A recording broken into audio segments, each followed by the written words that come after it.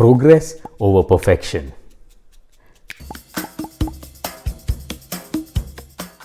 All too often, product and technology teams strive for perfection in the products that they develop. There are 4 key issues with this approach of chasing perfection. The first is that perfection is in the eye of the beholder. So what I think is perfect, you might think is meh. And in the case of product teams, it doesn't matter what they think is perfect. Ultimately, what matters is what customers and end users think is perfect.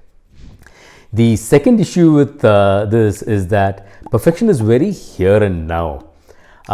Several times, I've worked on things, and I'm sure you have as well, where you worked on things and you think it is perfect, but you come back the next day and take a look at it, or you come back the next week and take a look at it, and you think, what crap.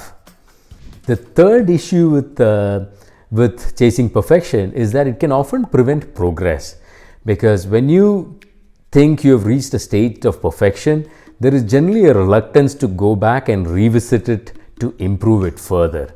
And in the context of product teams, this can be very dangerous, because the perfection is very here and now, and tomorrow a new competitor might come along with an enhanced product which might be more suited with the times, and they might just blow you out of the water. And the final issue with chasing perfection is that it can often prevent you from even starting, because when you're trying to be perfect, the bar is really high, and there is a fear of failure which can prevent you from just starting in the general direction. And I heard this lovely line in a TED talk by Bernard Moorman some time back, where he said that you don't have to be great to start, but you have to start to become great.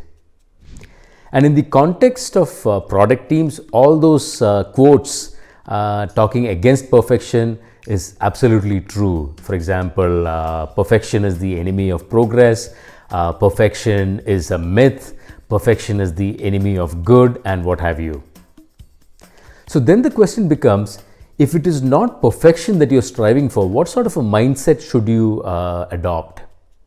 And I came across this beautiful concept of progress over perfection way back in 2012. I saw this as a post-it note stuck on my brother-in-law Aravindan's work desk at his home. And it got me thinking. And then the thing is, if this is the mindset of progress over perfection that you need to adopt, how do you do that? What are the key elements of such a mindset? I think there are 3 key things to adopting this mindset effectively. The first is to get started and start making progress in the general direction. Put in your best effort, knowing fully well that you might get things wrong, but that's okay. You want to try and make progress in the general direction in which you want to go. The second element is to adopt an experimental approach, where you keep trying things. You might get things wrong, but that's okay. But continue to learn from each of your experiences. Doesn't matter whether you got it right or wrong, but you want to learn from all of them. And the third element is to take a iterative approach, where you're trying to make incremental improvements in every iteration till you reach a stage where you're satisfied with the state of affairs. But even when you reach that stage, you want to be open to going back and revisiting things and iterating again and again, because things keep changing all the time. While progress over perfection is a great line, I love Garmin's take on it, which is beat yesterday. Thank you for watching, and have a good one.